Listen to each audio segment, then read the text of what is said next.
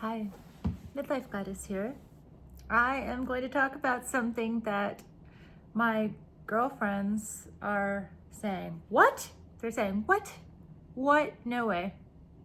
Because they're not really seeing it. They're not seeing what I'm seeing here. But I'm going to talk about why I think it might be all right to date a guy who lives with his parents, who still lives at home in certain scenarios. Okay, this is it. So you meet the guy, he's perfect in every way, right? You're getting along great, but you find out he has roommates, okay? I mean, now, if this guy is in his 50s and he has roommates, then there are more questions to be answered, a lot more questions as to what happened back in the day.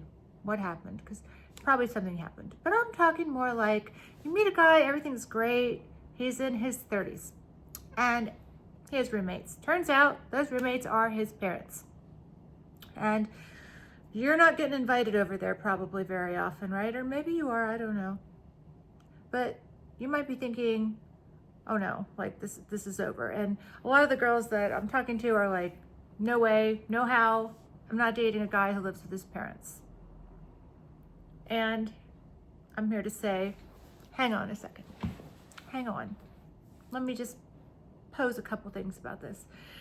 A couple questions that you'd have to know, you'd have to ask, okay? So why? Why does he live with his parents? That's question number one. Why? Does he live with his parents because he wants to play video games all the time and he wants to just screw around and he wants to drive a nicer car than he can afford? Is he just generally making poor decisions about finances? Is he living with his parents because he had a bunch of DUIs and has no credit? Or, is it that kind of thing? Or there's this other kind of thing that happens a lot now, which is guys who are serious investors at a really early age. And I never knew about investing at that age at all. Never even thought of it. And I think a lot of people don't. I mean, and I'm not going to say women, but women are definitely not taught that they should be investing at an early age. I think women are it's implied that you should get a good job and get a husband. Yeah. That should be what you do. It's not said so directly, I don't think, but it feels like it's implied. And a lot of women end up, in that situation, and then their husband does all the investing and blah, blah, they never have to think about it. Well, but a lot of women end up just having a career and they still don't really know about investing. And only by dating younger guys did I find out that all these guys in their 30s know everything about investing.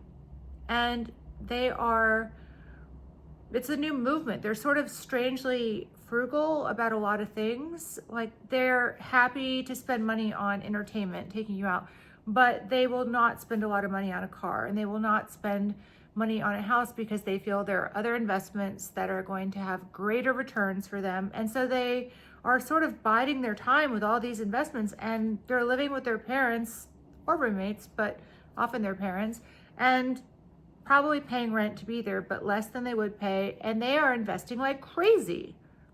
I mean, when you find this out, it actually makes you feel guilty, like what you spend on a mascara or something. Or what you spend on hotels. So that's one thing. So the why, you have to ask, why is he living at home? And if he's living at home because he's investing and he has this great future planned, then I think that's worth considering. It's worth saying this person isn't a loser. This person is actually quite a winner. Person is someone who is delaying gratification in order to be able to be really successful when they're in their 40s and 50s. So I admire it. So that's number one. You want to ask the why. Find out if it's why. If it's the other why is because he's just lazy or a loser, no, that's not attractive. Okay, but if he's got a good reason, and number two question to ask is, what is his plan? So what is the plan? Is the plan that he's going to be investing all of this money for this many years and then he buys a house and this or that or the other? Or, I mean, I've even met guys whose plan is literally to be retired by the time their investments pay off, which is crazy. And they might be in their parents' house for a while with that. We'll see.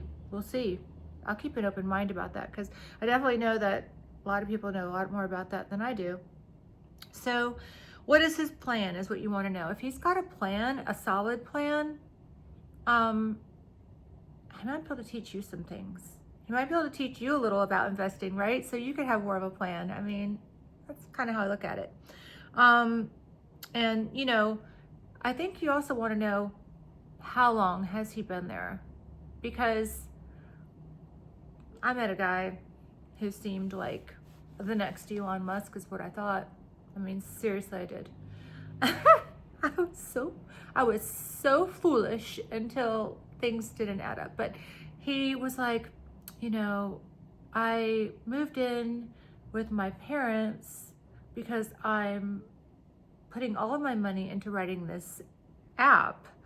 And this app is going to be this great app, you know, it's whatever. He was telling me about this app, and he's full-time doing that and taking care of his parents, writing this app, and they're all in on his app and they're supporting it. Well, okay.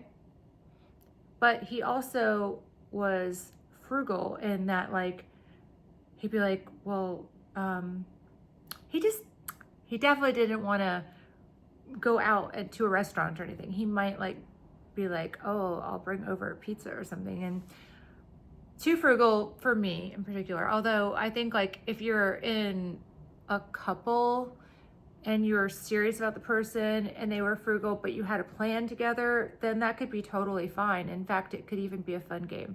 But, you know, we had just met. So it was too early for him to be anything frugal. But then I found out how long he'd been living there.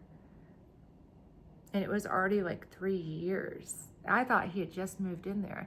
And then I asked another friend of mine who has made apps, how long does it take to make an app? And he was like, oh, you could pretty much get one done in 6 months. And now I guess it depends on the kind of app, but he said you could pretty much do it in 6 months. And I was like, okay. So yeah, then this guy, and another girl I know who has several apps as part of her business, she just pays to get them done. She also was saying that somebody could make her an app, like such as a dating app or a food journal app or that kind of thing, and she could pay someone to make her an app and they could have it done in 6 or 8 months. So anyway, so I ended things with him obviously very quickly, because I was like, oh, this is fishy. This is, you know. And then about maybe a year later, I called to just check in and see if he was still overachieving in his parents' basement. That sounds so mean. But I just wanted to see, like, you know, how's this app doing? This thing that the whole family's in on, and it's gonna be so great. And he's like, I said, is your app finished? He said, well, actually, I came up with a better idea, so I'm doing a different app. So he started a completely new project. Do you see where I'm going here? This is a new project, so scrapped all the other stuff that he'd been there for years doing and started a new project. Yeah, he's not leaving the parents' house ever. He has no plan. He has no actual plan. He is just all over the place. But that is not every guy. And there are a lot of guys right now, especially with this economy, is kind of weird. So there are people who are, you know, starting side gigs, which is really cool. And I so admire somebody who's got a side gig. I think it's amazing. And there's a ton of side gigs people are doing. Like, I think it's really cool if somebody is a dog walker. I know that sounds funny, but I love dogs. And when I see this, like, guy in my neighborhood walking, you know, 6 dogs at once, and I know the cost of what someone is paying to get their dog walked, and if you can handle 6 at a time and they're all like chill and walking, I'm like, that guy's probably making a better living than a lot of people who are sitting in a cubicle, and he's staying in shape, and he's spending time with these amazing dogs, and it's his own business, and it's kind of cool. It's kind of cool, you know? So there's like that. But then another way that people are sort of accommodating the variance that's happened with the economy being kind of iffy is they are very much aggressively investing and living with their parents longer. Now, if a guy is there and later in life, the why could be that his parents are really ill and he's taking care of them. In which case, it could be very difficult to date someone who's going through a really traumatic time like that. You know, I mean, they may not really have the bandwidth to even be in a relationship if that's their scenario. You know, I mean, we're all gonna have to face it sooner or later, right? Parents getting old and all that. It happens. So, another thing I want to say is that a plus for dating a guy who lives with his parents, okay, if you ran out of milk and you ask him to bring some over, you know his parents have some. I'm just kidding. That's not a plus. But for real, a real thing is that he's there with his parents. He's not he probably doesn't have a lot of girls over there, so you don't have to think about that. And another thing is most women who have a nice place would rather the guy come to their place. We'd rather the guy come to our place if we have a nice place and if it's set up in a way that we like and we're very comfortable there. That's why I did that video on how to get her to stay at your house, because I think that if you make your house comfy and have the things that women's houses always have, then women are likely to stay there. But a lot of times women, if we think our house is more comfortable, we want the guy to stay with us. We want him to come over, stay with us, and then leave. You know? And if he lives with his parents, he's more likely to do that. Yeah, especially if he's like frugal, he's probably not gonna have the setup, the sheets, the, you know, the nice towels, all that. He may at his parents' house, he may not, but you know what I'm saying. So if you want him to come to your house anyway, wouldn't you rather, if you already have a nice house, check, wouldn't you rather have a guy who has a solid financial plan, like a 5-year plan?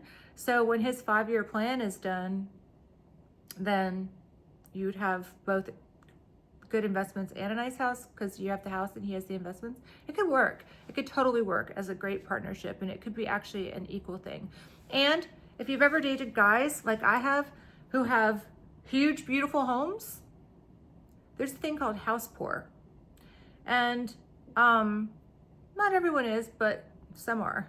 And so they have this great, crazy house, right? But they really can't afford entertainment because of the house, you know, and they probably aren't really investing because of the house. That's more of an old school thing, because it used to be like the house was the main investment that everyone had. And now it's really not that way. I mean, it is like it's never going to be a bad thing, I don't think, but it's not the main investment that it used to be.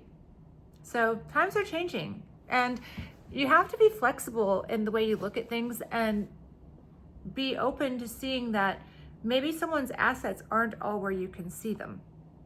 And a man with a plan is a very attractive man to me.